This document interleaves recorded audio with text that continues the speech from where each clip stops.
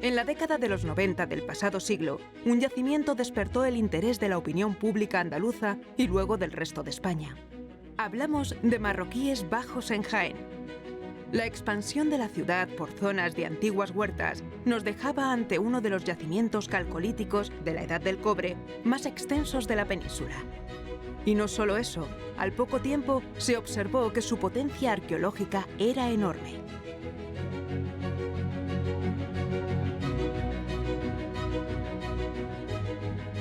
Me encuentro en un solar rodeado de edificios modernos, de varias plantas, un centro de salud y sin embargo pisamos un yacimiento arqueológico antiquísimo.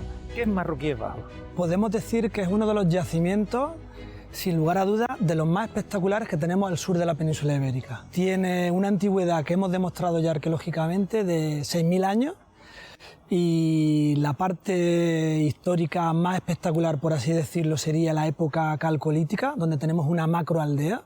Pero lo más importante de Marroquíes Bajos es la secuencia ininterrumpida que tenemos desde el Neolítico hasta la actualidad. Esto es uno de los fosos prehistóricos, estamos hablando de una antigüedad de unos 3.000 años antes de Cristo, y sabemos que en Marroquíes Bajos había hasta 6 fosos. No son círculos perfectos, sino que se van adaptando a la propia topografía del terreno. Y aquí tenemos uno de los más antiguos. Este es el primigenio, el primitivo foso de Marroquíes Bajos. Le hemos llamado el foso cero, ¿no? Cuando el foso se ha sedimentado, se ha rellenado de sedimento, construyen sobre él una cabaña con un hogar. Estos fosos que eran defensivos, se llenaban de agua, ¿para qué servían? Pues tenemos muchas interpretaciones. Seguramente eran defensivos, como no. Llenarse de agua se llenarían si hay una tormenta grande. Sí, pero no son estructuras hidráulicas. No son estructuras hidráulicas. Incluso en algunos sitios hemos visto que viven dentro de los propios fosos. En el fondo del propio foso hemos encontrado hogares. Sabemos que el perímetro del cuarto anillo, que estaba fortificado, de Marroquíes Bajos, tiene un perímetro de 2 kilómetros. Con lo cual estamos hablando de una grandísima, si queremos decirlo, ciudad o aldea o poblado. Todavía no tenemos capacidad para hablar de ciudad en ese momento, no, le hemos llamado la macroaldea de Marroquíes Bajos por las dimensiones que tiene. Parece que hay un rito fundacional del foso. Sí, aquí hemos encontrado, justamente en el fondo del foso, en este sector de aquí, una pequeña fosa con un rito de fundación, donde hemos encontrado una gran cantidad de ceniza, algunas cerámicas rotas, pero lo principal es que había un ciervo adulto totalmente carbonizado, quemado. Visitar el yacimiento de Marroquíes Bajos es como leer un libro de historia con sus sucesivas páginas. Venimos del Calcolítico y ahora vamos a entrar en un periodo romano que nos da, bueno, estructuras tan curiosas como esta. Esta vía que termina en este gran círculo que parece vinculado al agua, pero que todavía no se ha interpretado.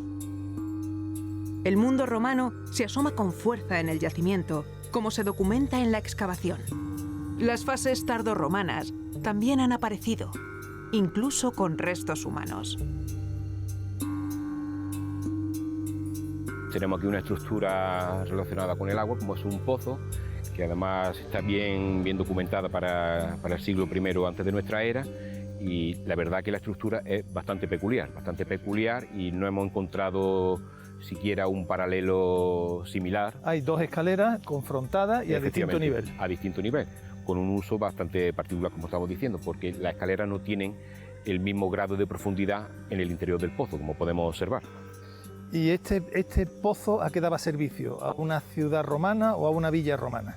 No hemos encontrado documentación de que este tipo de estructuras estén asociadas a un núcleo urbano. Así que la funcionalidad que tiene es eminentemente agrícola, como podremos ver en otro tipo de estructuras que hay en el entorno más cercano. En este caso concreto, en la parcela donde estamos trabajando, no tenemos la asociación con la estructura, con el núcleo central en el campo agrícola. El agua es una de las claves para interpretar bien este yacimiento. De hecho, las últimas estructuras, cronológicamente hablando, pertenecen a unas cenerías del periodo andalusí.